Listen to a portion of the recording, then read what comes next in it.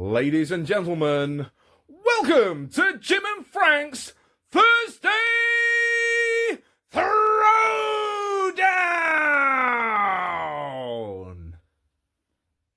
Jim, it's Thursday. You know what that means? It's time for a throwdown. Let's do a throwdown.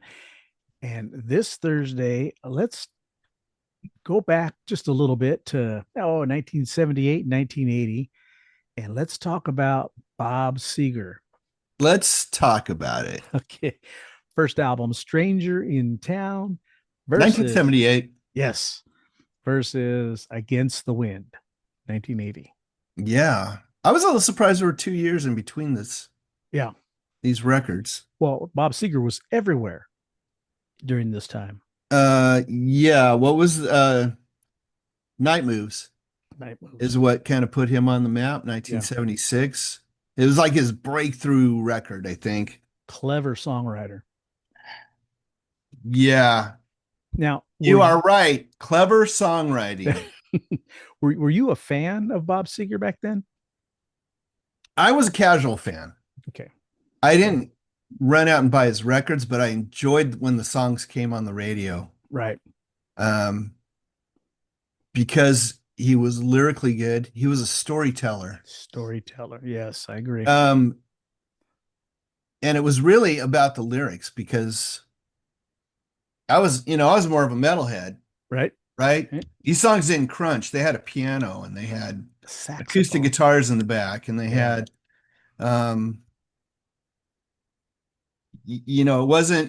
it was a different brand of rock and roll than what I was really into. But I really appreciated his voice, and I appreciated the lyrical content. Right.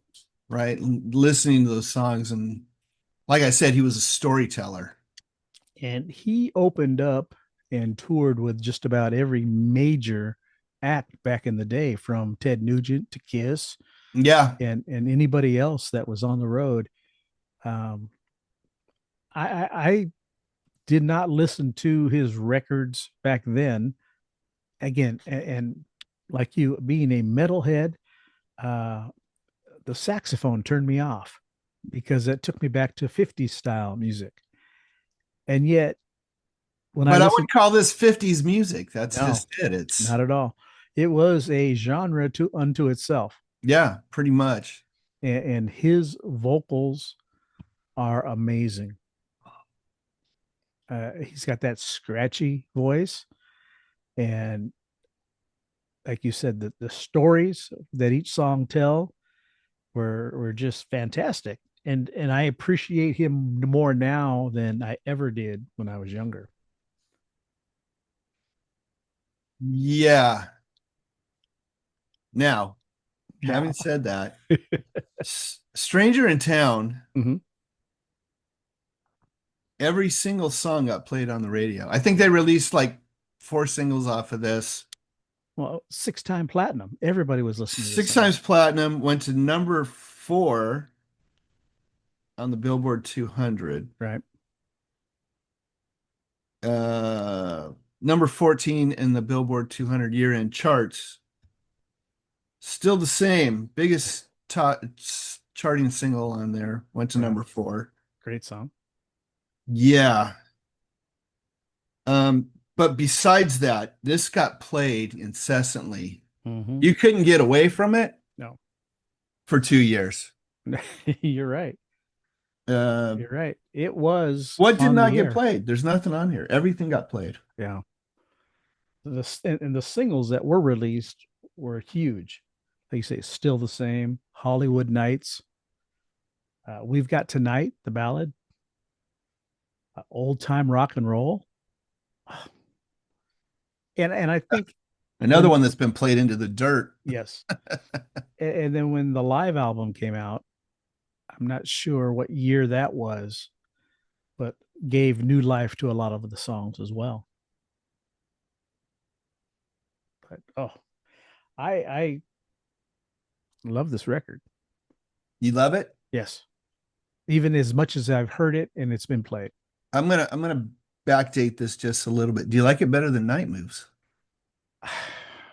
See, this is why I didn't pick Night Moves, to go against because I love that record too. Right. I do. It'd be hard to pick between the two. Yeah. It'd be really super hard. I think quality wise, I think these two are Mm-hmm. probably neck and neck.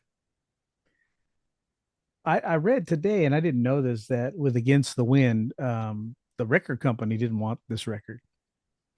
Didn't want Against the Wind. They did not. They wanted different songs. They did not like the songs because he was in his trap of writing his formula style songs, and they wanted something different from him.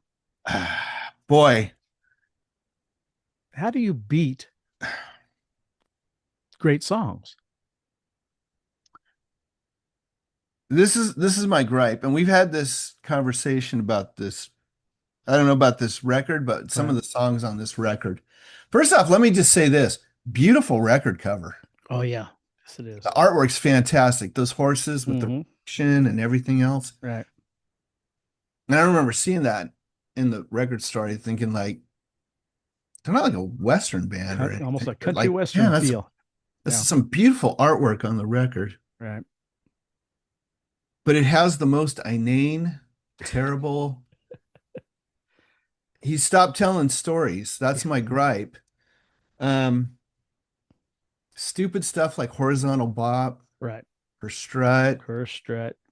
Uh, Well, and a lot of this, You'll Accompany Me, a lot of these songs, I think he was probably burned out because he had the melodies and everything to go with them, but the lyrics were falling short. So he was repeating everything over and over and over. now, and he spends a full minute closing out every song where he's just shouting the chorus over and Yeah. over again. Yeah. And that happened on the live album too. That was my big gripe about the live album is you could count like saying the title of the song 17 times before the song ran out. Yeah, to what end? You're not moving the song forward, Right. right? You know me, 3 minutes, man. Say Yeah. your piece, get it done. Now, I will say this: the title track, Mm-hmm. Against the Wind, Fantastic. to me, that's some of his finest work. Right. It stands with anything he's ever done. But the rest of the album to me is Betty Lou's Going Out Tonight. Right. And again, I think this sold 6 million copies. It was a huge hit. It went to number 2 on the Billboard charts for like 6 weeks. Finally knocked Pink Floyd's The Wall off That's unreal. and stayed at number 1 for like the next 5 weeks. Right. And I can't for the life of me figure out why. I really, again, his songwriting craft. I enjoy the songs. I'm with you on the ending of a lot of the songs is just it's burnout. It has to be burnout at this point.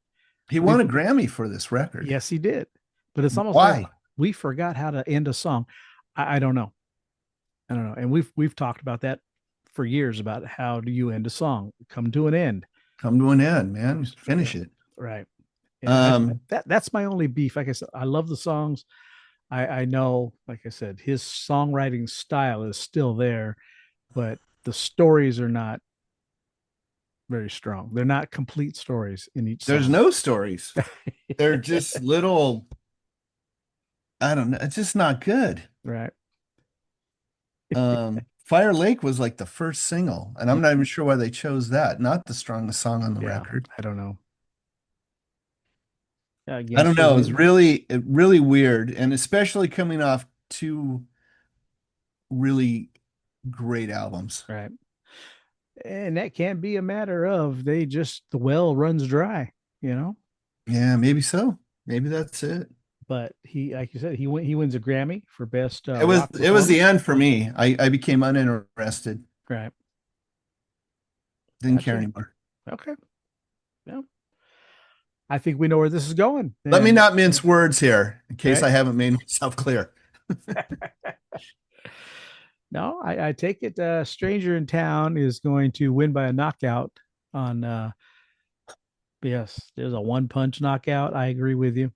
I think it's the better, stronger album, even though it didn't win the awards. It sold more. It was 6-time platinum. So in the United States, it sold a What million do I more. know? Hey, I tell you what, I Just say, my opinion, folks. yeah. What do you think? Yeah, you have a favorite against the wind? Stranger in town? You're free to pick against the wind. Just know that you will be wrong. Yeah, then we'd both be wrong. I'd agree with you, but then we both be wrong.